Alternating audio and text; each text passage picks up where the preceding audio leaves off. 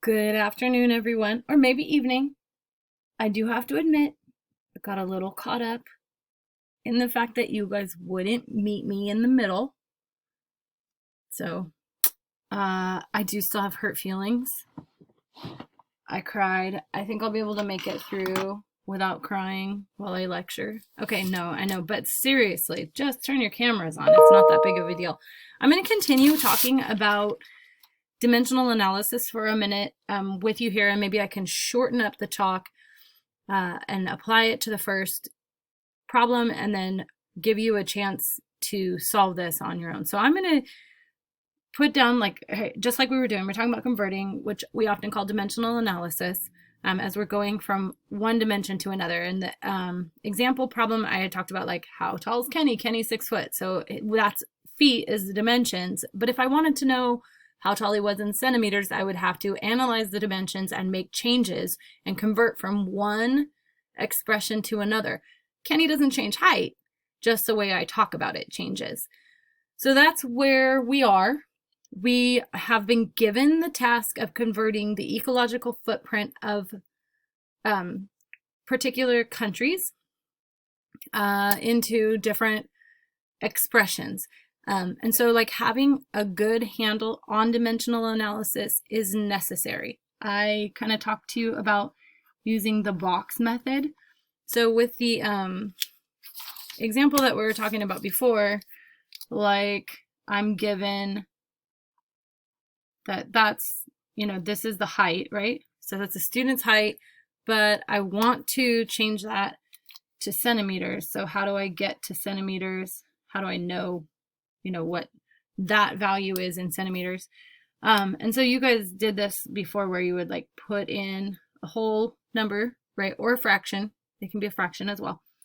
And then I'm going to go feet to inches and then inches to centimeters. And what I told you is essentially mathematically that is incorrect. And so as you see, I've started this and I had to edit out a little bit, but this is where we're going with the math. So this is called the factor label method. So you get the factor, which is like the number, and then your label is changing as you're going from one unit to the next. So on this one, let's go ahead and plug in some numbers. We know that 1 foot is equal to 12 inches. We went over this in class, but I don't think that you need to necessarily go over this in detail to remember that 12 inches is 1 foot, and then 1 inch equals 2.54 centimeters.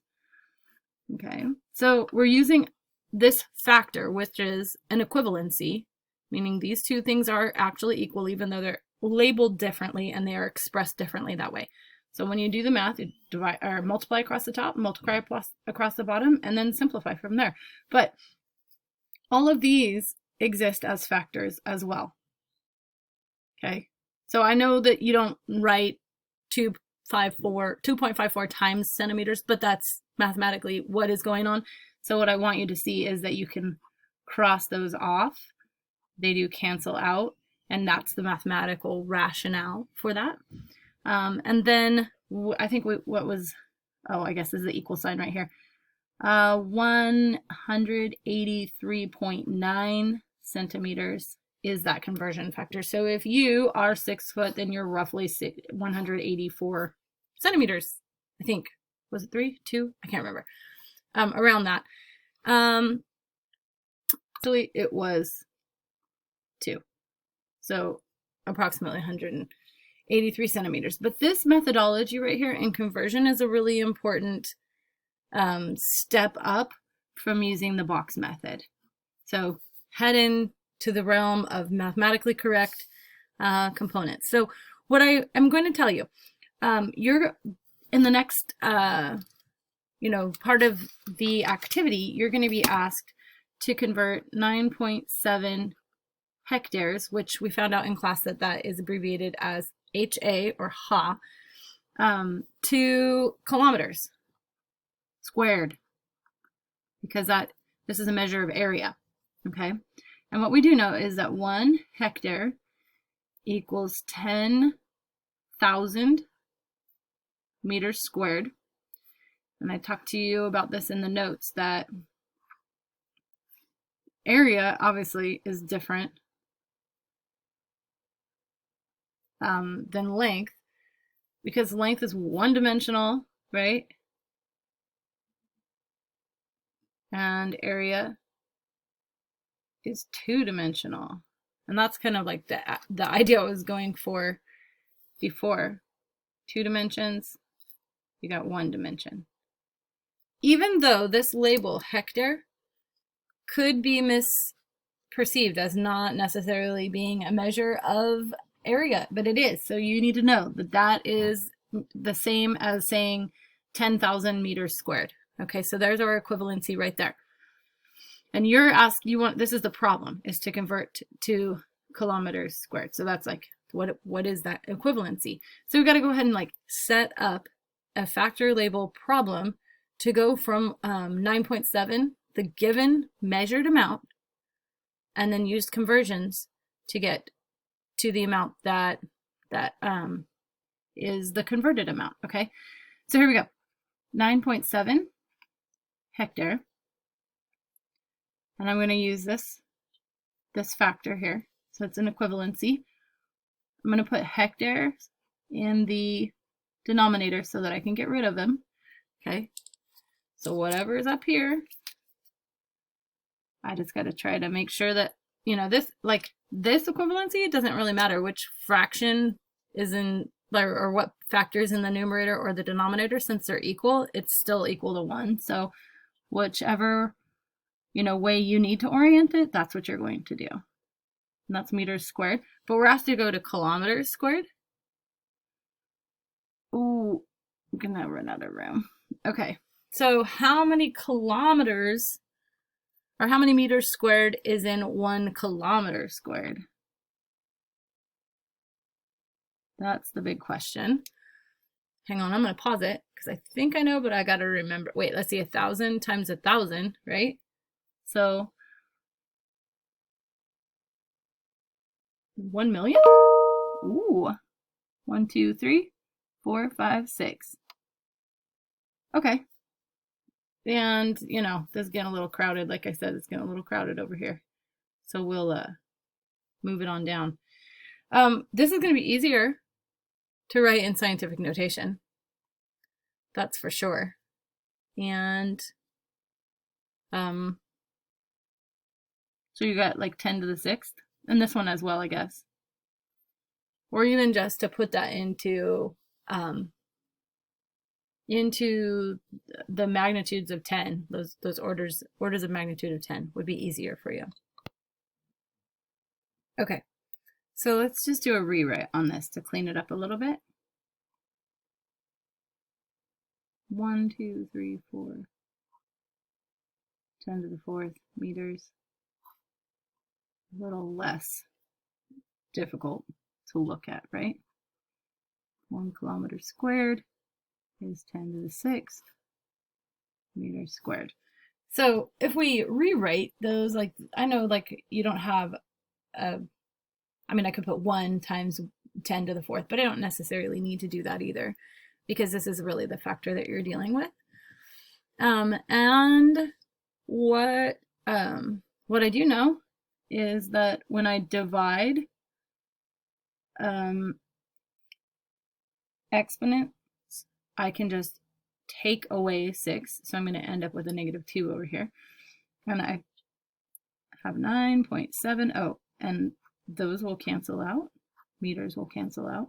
9.7 times 10 to the -2 kilometers squared. I'm going to check my answer. What do we got? What do we got? What do we got? Yeah, okay. So you don't, I guess we could write it like this. It's not really that far-fetched, but either way will work. Okay, so what I did here, I just took, like, if you have these factors, just remember that when if I multiply by the reciprocal, right, that's like the whole component of division, like 10 to the 4th being divided by 10 to the 6th. But I can multiply by the reciprocal. So if I do that, and then I add those together, I get 10 to the negative 2. And that's how I did that math right there. So it would take me to 10 to the negative 2.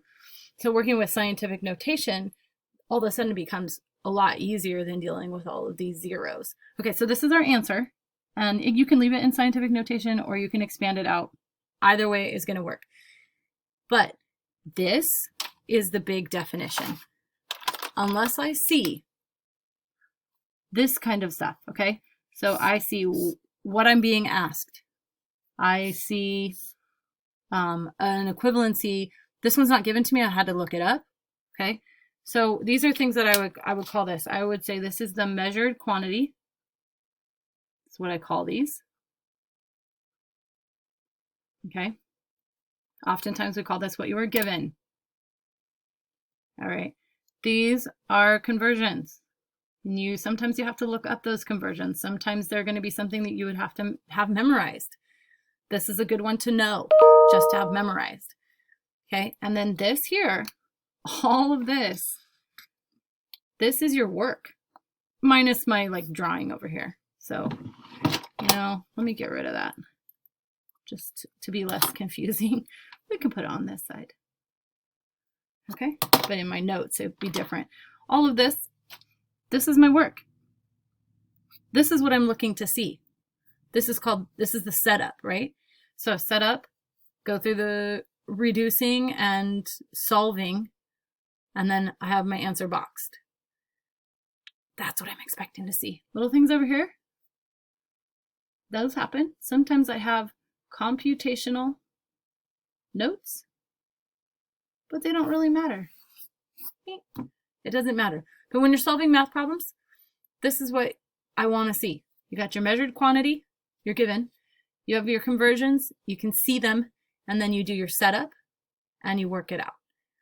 In environmental science, if you were given a math problem, oftentimes for the math itself, you have 2 points, one for the setup and one for getting it right. So if you get it wrong, if you get your computation stuff wrong, you can still get points for having it set up correctly.